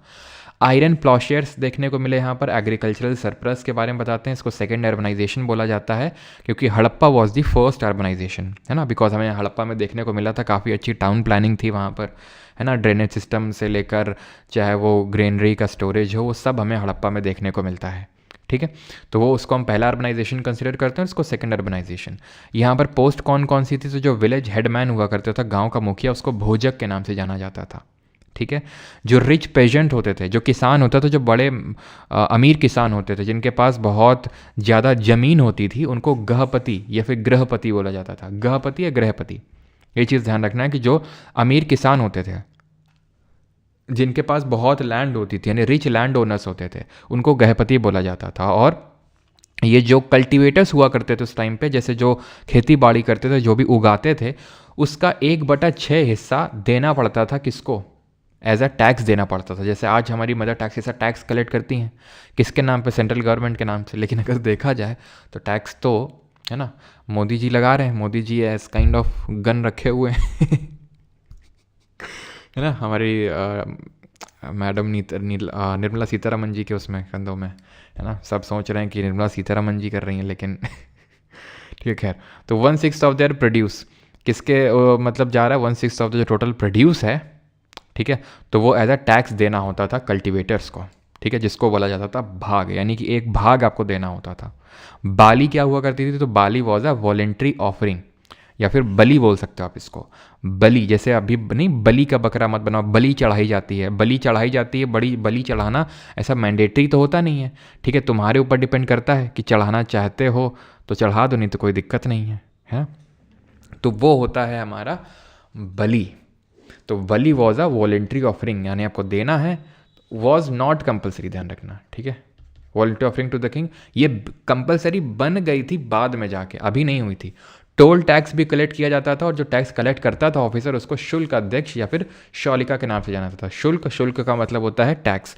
ये कैसा टैक्स था, टोल टैक्स। टोल टैक्स का मतलब है जैसे कि ये हमारा किंगडम है, किंगडम का बड़ा सा गेट है ना, ये किंगडम का हमारा बड़ा सा गेट है। तो यहाँ अगर कुछ भी लेके आओगे तो यहाँ हमारे खड़े रहेंगे कौन, शुल्काध्यक्ष, और आपसे शुल्क लेंगे तभी अंदर जा पाओगे तुम। तो ये है टोल, जैसे नहीं टोल नाके होते हैं हमारे रोड में, तो तुम तभी क्रॉस कर पाओगे, तभी खुलेगा जब तुम पैसा डिपॉजिट करोगे तब, है ना, टोल टैक्स। अब टोल टैक्स की भी अलग कहानी है, ठीक है। जैसे है क्या, जैसे मेरा जो गाँव है, ठीक है, तो उसमें है क्या कि जैसे हमारा ये गाँव है, ठीक है, और यहाँ पर हमारा ट्यूबवेल है। तो इसे हमें ट्यूबवेल से गाँव जाना होता है, क्योंकि जैसे मान लो फॉर एग्जांपल गाड़ी है, कार वगैरह है, तो है क्या ना कि बीच में नदी है ऐसे करके गांव में, तो ऐसे तो जा नहीं सकते, बड़ी ऊबड़ खाबड़ रोड है, नदी है बीच में, तो क्या होता है कि मेन रोड से जाना पड़ता है, और बीच में टोल टैक्स पड़ जाता है। भाई वो मानते ही नहीं, हर बार लड़ना पड़ता है, हर बार उनको रूल्स दिखाओ कि ये देखो रूल में लिखा हुआ है कि इसमें, और वही मानते नहीं, बोलते हैं आप ऊपर जाके बात करिए हमारे उनसे, हम यहाँ बैठे हैं, छोटे आदमी के साथ तो हर कोई करने लगता है ये वो फलाना ढिमका तो अलग ही टोल टैक्स का चलता है। खैर, तो टोल टैक्स जो है, टोल टैक्स उस समय लगता था, और शुल्काध्यक्ष जो इसको कलेक्ट करते थे।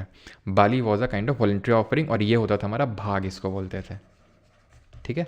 तो ये चीज़ आपको याद कर लेनी है, और हमारा ख़त्म हो गया छोटा सा लेक्चर है। आज नहीं बोलोगे सर अब और पढ़ा दो, है ना, आज इतना छोटा सा लेक्चर था।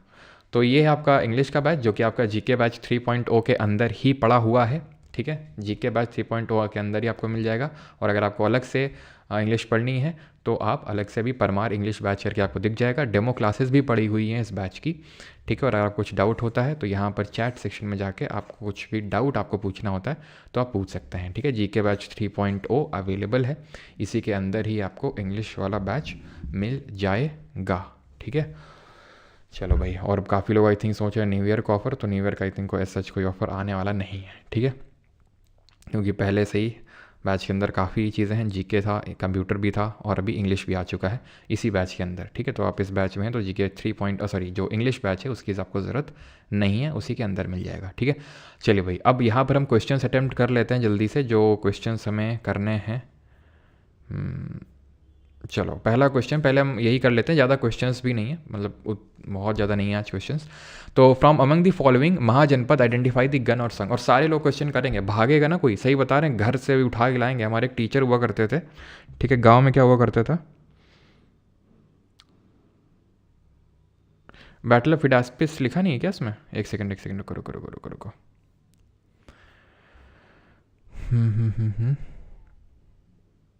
लिखा तो है, लिखा तो है ये कि 326 BC में हुआ था, 326 ईसा पूर्व में,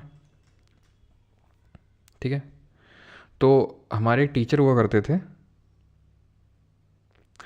sir Udayin is the last ruler of Haryanka dynasty. Devavrata Ghosh ji not the last ruler, लेकिन हमें सारे रूलर्स के बारे में नहीं पढ़ना। जैसे अगर मैं नंदा डायनेस्टी की बात कर लूँ, 18 रूलर्स थे सर, और वो भी तकरीबन 20 साल के अंतराल में ही 18 रूलर्स आ गए।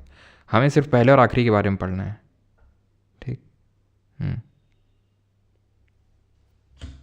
चलो, तो अभी पहला क्वेश्चन है एंड दैट इज़ कि from among the following mahajanapada identify the gana और संघ। गन और संघ मतलब वही ओलिगार्की, जहाँ पर मल्टीपल हमारे लीडर्स हैं जो भी पॉलिसी मेकिंग में हिस्सा ले रहे हैं, सिंगल नहीं है। मगध, वज्जी, अवंती, कौशल, ध्यान रखना वज्जी, ठीक है, वज्जी। अच्छा ये बताओ, जैसे गांधार, जैसे हमने अभी देखा कि अंगराज कर्ण को बोलते थे, भगवान राम है ना कौशल से थे, गांधार से कौन था? हिंट देता हूँ, डाइस। डाइस आपके लिए हिंट है। On the basis of which of the following rivers was ancient Mahishmati. हाँ, तो मैं अपने टीचर के बारे में बता रहा था, है ना। हाँ देखा था चिरकुट, कल पूरा देखा था वो। ये आपका ये बॉर्डर गावस्कर ट्रॉफी अभी चल ही रहा है, पता है, ठीक है। जब मैंने देखा था अभी थोड़ी देर पहले तो 3 विकेट हो गए थे, तीनों हमारे टॉप ऑर्डर के बैट्समैन।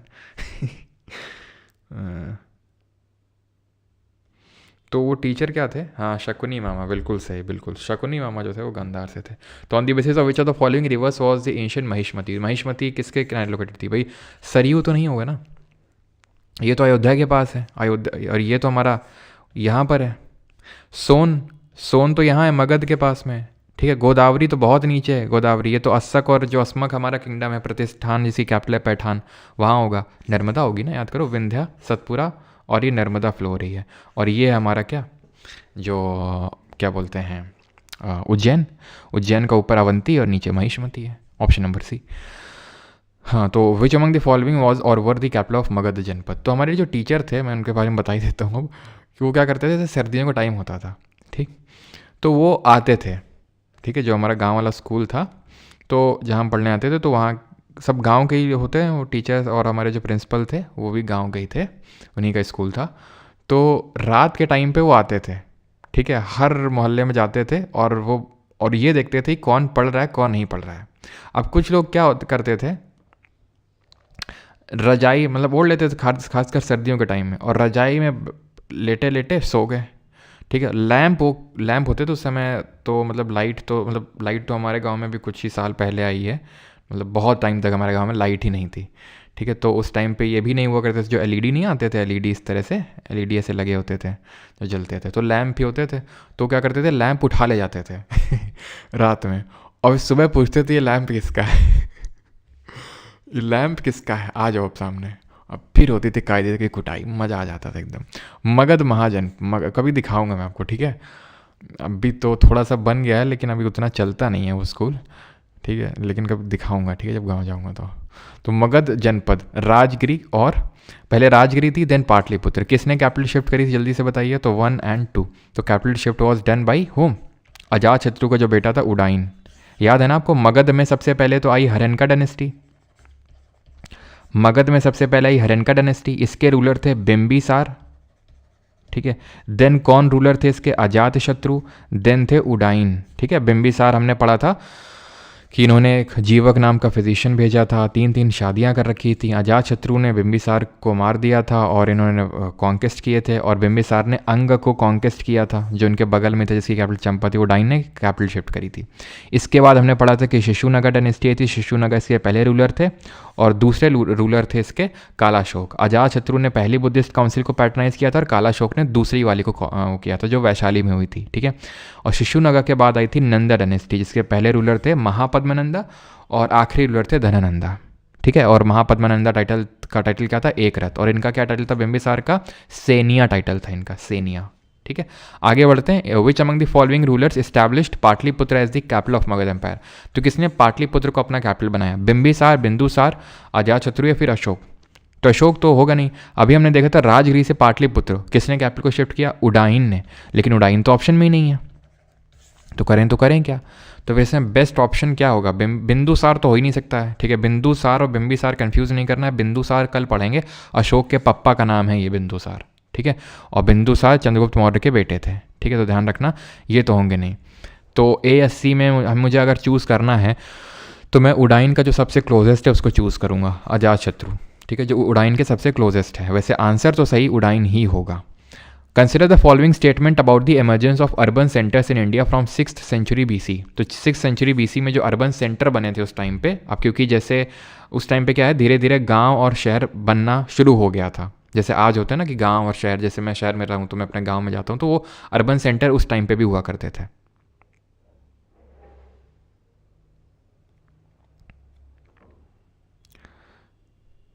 चलो भाई, अजातशत्रु यस सर को है।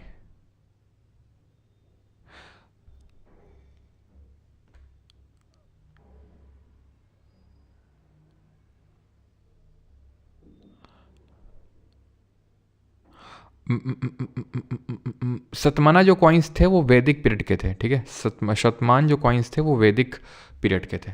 All of them developed away from the capital of mahajanapada. जितने हैं वो सारे महाजनपद की कैपिटल के मतलब बाहर डेवलप हुए। ये तो गलत होगा ना, क्यों? क्योंकि आप खुद सोचो कि जो महाजनपद है उसकी जो कैपिटल है वो इंपॉर्टेंट, आज जैसे दिल्ली है तो दिल्ली क्या गाँव है क्या? किसी की भी आज जैसे यूपी की कैपिटल लखनऊ है, तो लखनऊ में एकदम अगर आप जाओगे तो मेनली क्या ऐसा गांव टाइप है क्या? तो मेनली अर्बन सेंटर तो कैपिटल के अराउंड ही डेवलप होंगे। और लिखा है कि all of them developed away from, अगर मान लो उनमें से एक भी, ठीक है, महाजनपद की कैपिटल के अराउंड होगा अर्बन सेंटर, तो अपने आप ये गलत हो गया। और इसमें पूछ रहा है कितने स्टेटमेंट सही हैं, तो तीनों तो सही नहीं है। पहली बात, मेजर टाउन्स जो बड़े बड़े टाउन्स थे वो जो कम्युनिकेशन के रूट थे उनके अराउंड लोकेटेड थे, ये भी बिल्कुल सही होगा।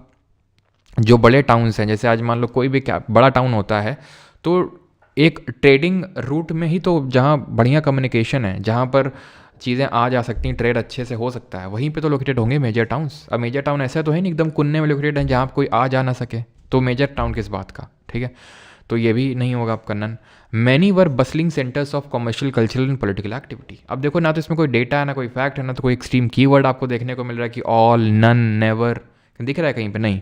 मैनी वर, उनमें बहुत सारे बसलिंग सेंटर्स थे, इनमें से अनेक वाणिज्यिक, सांस्कृतिक एवं राजनीतिक गतिविधियों के बड़े केंद्र थे। अब इसकी गलत क्यों होगा भाई, खुद ही सोचो, ठीक है। तो ऑप्शन नंबर बी। और जब भी खासकर ये एडवांटेज लेना चाहिए आपको कि जब भी आपको इंग्लिश में ना समझ में आए तो आप हिंदी वाला सेक्शन ज़रूर देखिए।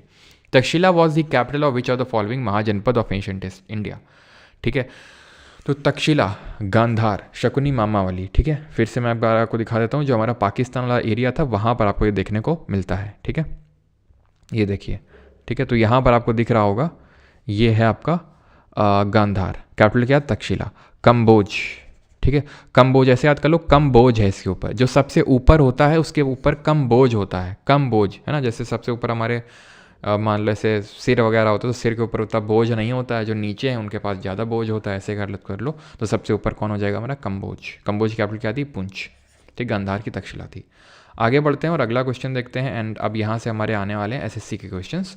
तो पहला एसएससी क्वेश्चन है the Aryan lived in the land of Sapta Sindhu, तो इनमें से कौन सा पार्ट नहीं था सप्त सिंधु का? तो हमें पता है कि रावी, झेलम, इंडस थे, लेकिन शिप्रा नहीं थी। शिप्रा अगर हम बात करें तो किसकी ट्रिब्यूटरी है, कमेंट करके जल्दी से बताइए। इसको हम ऐसे शिप्रा लिखते हैं, KSHIPRA। कौन सी सिटी इसके बैंक्स पे लोकेटेड है? तो उज्जैन इसके बैंक्स पे लोकेटेड है। और जो हमारा कुंभ है वो इसके अराउंड लगता है, जैसे कि ये वाला कुंभ तो आपका यहाँ पर लग रहा है, ठीक है, प्रयागराज में, लेकिन यहाँ इसके अराउंड भी लगता है, क्योंकि वहाँ पर कुंभ लगता है 4 जगहों में। जैसे कि एक तो हमारा प्रयागराज हो गया, एक तो ये हो गया, ठीक है, उज्जैन, और एक हो गया नासिक, और एक आप बताएंगे। तो यहाँ पर लगता है जहाँ पर माना जाता है। अब कुंभ का मतलब क्या होता है? कुंभ का मतलब होता है पॉट, घड़ा होता है कुंभ का मतलब, ठीक है। तो घड़े में आपको पता है वो अमृत था, अमृत की जहाँ 4 बूंदें गिरी, तो वहाँ माना जाता है कि कुंभ ऑर्गेनाइज किया जाता है। और उज्जैन इसके बैंक्स पर लोकेटेड है। और ये किसकी ट्रिब्यूटरी है? ये चंबल की ट्रिब्यूटरी है। चंबल जो खुद यमुना की है, और यमुना खुद किसकी? गंगा की है। रवि का पुराना नाम पुरुषनी है, झेलम का वितास्ता है, और इंडस का सिंधु है। Kaushal, Anga, Kashi and Vajji were all conquered by king Ajatashatru. इन सबको अजातशत्रु ने कॉन्कर किया। अंगा को तो नहीं कॉन्कर किया था, अंगा को तो बिंबिसार ने कॉन्कर किया था, तो गलत हो जाएगा। देवर पार्ट ऑफ 16 महाजनपद जो थे उनका हिस्सा थे, बिल्कुल सही है। हर्षवर्धन रूल कर रहे थे, जयचंद रूल कर रहे थे, जयचंद तो बहुत बाद में आते हैं, ठीक है। Which of the following was the capital of mahajanapada Gandhar in 6th century BC। तो गंधार की कैपिटल क्या थी? गंधार की कैपिटल क्या थी? तो अभी हमने देखा तक्षशिला, है कि नहीं। आगे बढ़ते हैं। और वाराणसी जो है हमारी काशी, ठीक है, काशी की कैपिटल थी। The capital of Vajji mahajanapada. तो वज्जी हमने पढ़ा था 8 क्लैन से मिलकर बना है, और उसमें से जो एक क्लैन था लिच्छवी, तो लिच्छवी की कैपिटल थी वैशाली, ठीक है, तो वही वज्जी की कैपिटल भी बनी थी। चंपा किसकी थी? अंग की, ठीक है। और कौशल की क्या थी? श्रावस्ती, कौशलपुर राजा, भगवान राम, है ना, अयोध्या के आसपास। The first ruler of Magadh और फ्रॉम द हरनका डायनेस्टी वॉज। तो पहले रूलर कौन थे मगध के? He was Bimbisara. हमेशा ध्यान रखना है, बिंबिसार के साथ बिंदुसार यूजुअली मिलता है, बिंदुसार बाद में आते हैं, बिंबिसार सबसे पहले, ठीक है। आगे बढ़ते हैं और अगला देखते हैं। प्रसन्नजीत हमने देखा था, ये रूलर थे कहाँ के? अगर आपको याद हो तो कौशल के रूलर थे। इनकी सिस्टर से शादी करी थी किसने? बिंबिसार ने शादी करी थी, ठीक है। Which of the following was the capital of Vatsa. Vatsa, हे वत्स, क्या करो? जूस पिला दो। किसका? मौसम्बी का, ठीक है। तो इसे हमने दिया था। वज्जी, वैशाली, उज्जैनी हमने देखा तो उज्जैनी, अवंती और महिष्मती। और ऐचित्र और काम्पिल्य किसकी कैपिटल थी? जरा बताओ, ऐचित्र और काम्पिल्य। अगला है Kaushal mahajanapada is a part of which modern day. तो कहाँ का पार्ट है कौशल? तो कौशल है हमारा ईस्टर्न उत्तर प्रदेश का part. River such as Ganga and Son flow through dash a mahajanapada in ancient India. तो जो हमारी गंगा और सोन है कहाँ से फ्लो करती हैं? तो गंगा और सोन फ्लो करती हैं मगध से। गंगा के साउथ में है मगध, और सोन ऐसे है, तो गंगा और सोन का जो कॉन्फ्लुएंस है वहाँ पर है मगध, गंगा रिवर के साउथ में। क्लियर है? आगे आ जाओ। आगे हमारा iron ore iron mines in Jharkhand attributed to the rise of which of the following kingdom. तो आयरन और की जो आयरन माइंस हैं उसकी वजह से किस पर्टिकुलर किंगडम का उदय देखने को मिला? कुरु, मगध, यस, ठीक है, मगध का आसपास वाला एरिया था, ठीक है। कुरु की क्या कैपिटल थी? इंद्रप्रस्थ थी, इंद्रप्रस्थ थी। आगे बढ़ें, कुषाण वगैरह सब आगे देखेंगे। Magadh mahajanapada was surrounded by the rivers which river. तो मगध किसके द्वारा सराउंडेड था? गंगा झेलम, गंगा यमुना, गंगा सोन या गंगा घाघरा। तो ऑप्शन नंबर सी आंसर होगा। कृष्ण भक्ति, राय साहब, सुष्मिता, अनुष्का, देवशी, स्नेहा, श्वेता, मुकेश, अनिल यादव, सबका सही है। इन एंशिएंट टाइम, बस 2-3 क्वेश्चन और हैं। In ancient time the area to the south of Ganga was known है। CGL देख सकते हैं 7 दिसंबर 2022, ये है आपका मगध, ठीक है। अगला है ruler of mahajanapada in ancient India collected taxes on crops at the rate of dash of what was produce. तो जितना भी प्रोड्यूस हुआ है उसका कितना लेते थे, जिसको हम बोलते थे भाग के नाम से। तो ये होता था 1/6 ऑफ द टोटल प्रोड्यूस, 1/6 हिस्सा जितना भी प्रोडक्शन हुआ है उसका। Which of the following pairs of name of ruler and empire is correctly matched. तो यहाँ पे नेम ऑफ रूलर है और यहाँ पर एम्पायर का नाम है, आपको बताना है कौन सा सही यहाँ पर मैच है। तो महापद्मानंदा मगध एम्पायर से थे, बिल्कुल हमें पता है कि हरनका डायनेस्टी आई थी सबसे पहले, देन शिशुनागा आई थी, देन नंदा डायनेस्टी आई थी। तो नंदा के फाउंडर ही तो थे ये, ठीक है, नंदा के फाउंडर थे जो कि मगध की डायनेस्टी थी। अजातशत्रु मौर्य एम्पायर से आते हैं? नहीं, अजातशत्रु तो हरनका एम्पायर से आते हैं। हरनका डायनेस्टी, एम्पायर नहीं डायनेस्टी होना चाहिए यहाँ पर, ठीक है। मतलब ऐसा नहीं कि ये कोई टाइपो है, ये ऐसे ही जो का त्यों आप क्वेश्चन जैसे पूछा गया था वैसे ही रखा हुआ है, ठीक है। लेकिन यहाँ पर डायनेस्टी होनी चाहिए। तो हरेनका डायनेस्टी से बिलोंग करते थे मौर्य। हम कल पढ़ेंगे मौर्य में कौन कौन आते थे, ठीक है। तो कल का लेक्चर इंपॉर्टेंट होगा, मिस मत करिएगा, नहीं तो फिर पूरा हिस्ट्री में बहुत इंपॉर्टेंट है क्रोनोलॉजी को ब्रेक ना करना। अगर आप रेगुलर हैं तो रेगुलर रहें डेली लेक्चर्स में, नहीं तो एक अगर ब्रेक हुआ जैसे एक लेक्चर गए आप काम से, फिर आपको आगे के लेक्चर समझ ही नहीं आएंगे, ठीक है। वो कंटिन्यू, और आपको लगे कि हम बैकअप पूरा कर लेंगे तो फिर होता क्या है ना कि लाइव में तो क्या है कि एक डिसिप्लिन बिल्ड रहता है कि हाँ सुबह 10 बजे क्लास रेगुलर होगी, 10 सवा 10 तक अपना आके बैठ गया और क्लास शुरू कर दी, ठीक है। अब आपने देखा होगा, आप अगर आप मिस कर देते हो तो फिर वो मिस ही हो जाती है, आप फिर धीरे धीरे बैकलॉग होते जाते हैं पूरे, है ना। अगला क्वेश्चन है, Ajatashatru ruler of Haryanka dynasty was the son of. तो अजातशत्रु किसके बेटे थे जो हरनका डायनेस्टी के थे? तो ये बिम्बिसार के बेटे थे।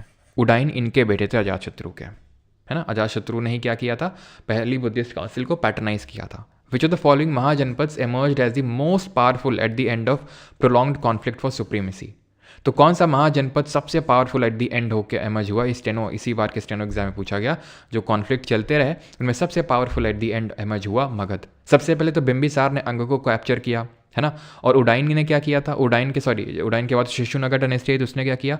अवंती जो इनके सबसे बड़े वो थे कि मतलब इनका थ्रेट थे, उनको भी किसने किया? शिशुनगा ने।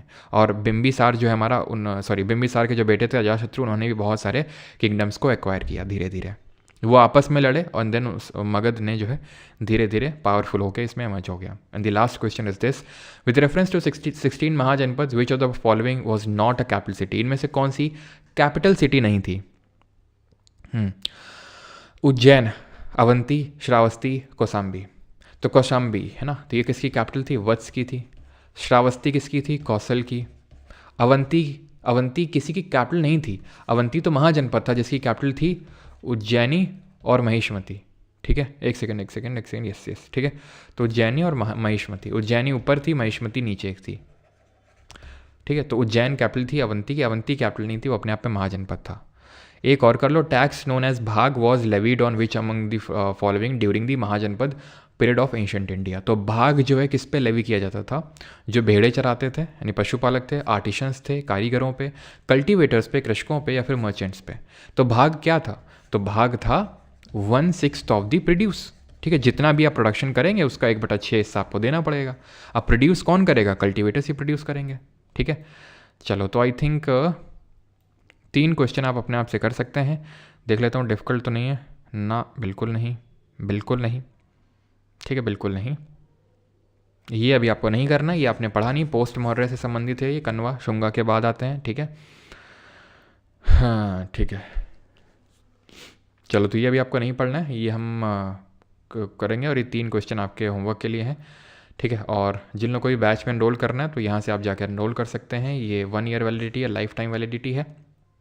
एंड इसी के अंदर कंप्यूटर मिल जाएगा, इसी के अंदर आपको इंग्लिश भी अब ऐड है, इंग्लिश का बैच भी, ठीक है। अलग से लेना है तो मैंने आपको बता दिया है, अलग से भी आप परमार इंग्लिश बैच में वो कर सकते हैं, ठीक है। यस कौशिक जी, सेम है, वो ख़त्म हो गया। यस, आज ख़त्म हो गया, जल्दी हो गया, 1 घंटे में आज हमारा लेक्चर ख़त्म हो गया पूरा, ठीक है। 1 घंटे में ख़त्म हो गया। Yes, Panchali from Panchal. They are mostly historical, कुछ उसमें मिथोलॉजिकल भी चीज़ें हैं अंकित जी, लेकिन मोस्टली हिस्टोरिकल हैं। सर आप भी पकड़ुआ पढ़ाई करवाइए।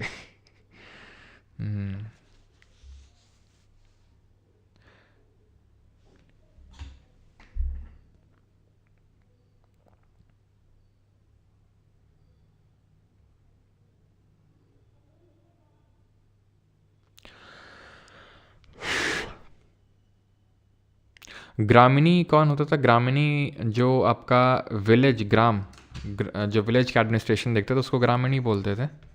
आई थिंक मैंने वैदिक वाले में बताया भी होगा आपको। जो विलेज एडमिनिस्ट्रेशन है ना, गांव का प्रशासन देखता था, उसको ग्रामीणी बोला जाता था। उड़ीसा पुलिस SI जी के हो जाएगा। हाँ सर, इससे CDS कवर हो जाएगा, बिल्कुल। इसी वजह से मैं CDS NDS CPF के भी क्वेश्चन करवाता हूँ, इसीलिए साथ साथ। मगध का फाउंडर रथ ना, बृहद रथ नहीं था भैया। बृहद रथ तो मौर्य डायनेस्टी का लास्ट रूलर था बृहद रथ, ठीक है, मौर्य डायनेस्टी का। मगध का फाउंडर बिम्बिसार ही थे। ये सर ऑस्ट्रेलियन नॉट हो रहे हैं, हेड का नया पिक्चर देखिए कैसे हाथ कर रहा है। अच्छा, क्या मैच के क्या हाल चाल है भैया हैं? ओल्लो 6 विकेट चले गए, बहुत सही। यश जायसवाल लगे हुए हैं, नीतीश कुमार रेड्डी भी चले गए, गए बेटा अब तो हार गए मैच। लाज बचा रहे थे लेकिन फाइनली हार गए।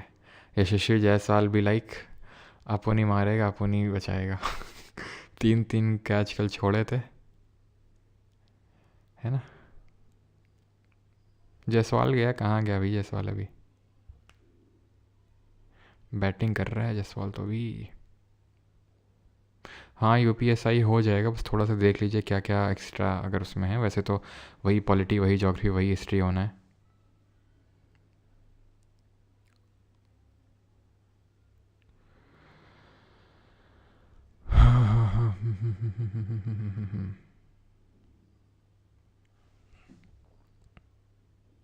सर मुझे ही बैटिंग करनी पड़ेगी 7 विकेट्स डाउन, क्या बात कर रहा? ओ कमिंस भैया ने तो एकदम आज जंटाधार कर दिया। अब क्या ही मैच देखेंगे, अब तो लाज भी ना बचा पाएंगे। चलो खैर कोई नहीं, कल मिलते हैं। मॉर्य और पोस्ट मॉर्य ये सब मैच वैच तो चलता रहेगा, यही रीति का रिवाज है, विधि का विधान है। जीत भी जाते तो मौज वो करते, तुमको कुछ ना मिलना था, थोड़े टाइम के लिए बस खुशी मिल जाती ठीक है। अब जैसे ये ऋषभ पंत है, ठीक है, तो तुमको क्या लगता है जैसे ये बंदा खेल रहा है तो क्यों खेल रहा है? अपने टैलेंट की वजह से खेल रहा है? नहीं खेल रहा टैलेंट की वजह से, ठीक है, सेटिंग होती है सब ठीक है, सेटिंग होती है। अब जैसे विराट रोहित शर्मा है, जब तक गरियाए नहीं जाएंगे तब तक मतलब ऐसे रिटायरमेंट नहीं लेंगे। और वार्नर जैसे लोग अभी खिला दिया है तो रोहित शर्मा लोगों से अच्छे ही खेलेंगे, लेकिन बैठ के कमेंट्री कर रहे हैं, बाकियों को मौका दे रहे हैं। लेकिन ये लोग तब तक नहीं हटेंगे जब तक इनको गरियाया नहीं जाएगा, चाहे ये होगा चाहे विराट कोहली, खुद से नहीं हटने वाली है। इतने अच्छे अच्छे प्लेयर्स पड़े हैं, ठीक है, संजू सैमसन है, शुभमन गिल हैं, लेकिन ना एकदम भर रखे हैं ना जाने कहाँ कहाँ से ला के। ये हो गया जैसे इसमें रोहित शर्मा हो गए, ठीक है, ऋषभ पंत हो गए, सब फालतू के लगते हैं। चलो thank you. Salt plus sugar अगर मिला देंगे होमोजेनस हिट्रोजेनस, बिल्कुल हिट्रोजेनस होगा, आपस में मिक्स थोड़ी ना हो जाएंगे वो पूरी तरह से, है ना। Thank you.